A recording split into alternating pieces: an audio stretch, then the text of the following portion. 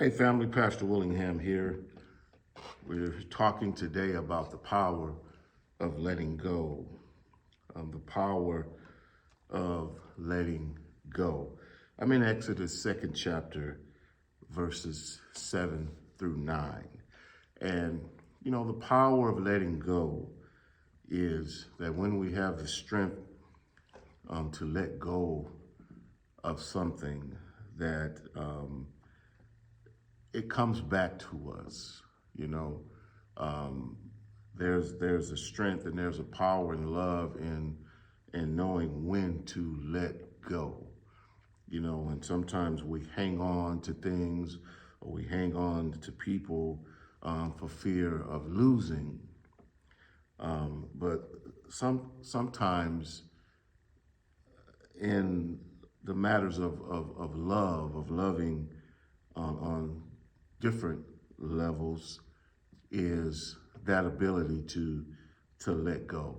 And when we let go, it's amazing how God can bring a thing back to us. And so I'm looking here again, Exodus 2nd chapter 7 through 9. And this is, again, the story of Moses and his mother when he had grown to a place where she could no longer hide him. She had the strength to let him go.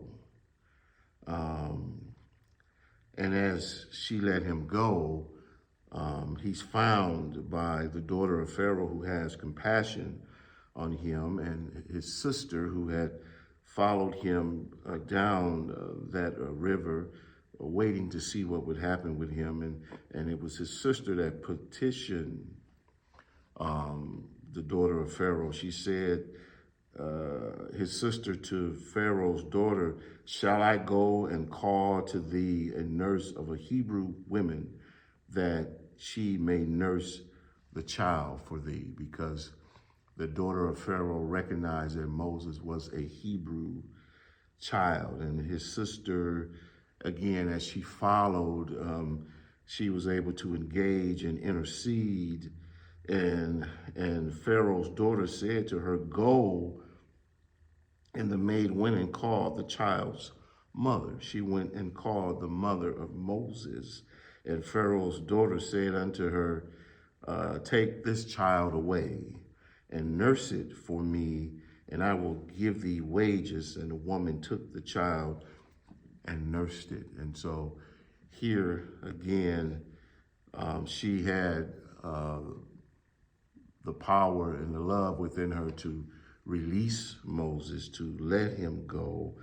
And lo and behold, as God would play this thing out, her child would come back to her, and someone would pay her to even to nurse her own child.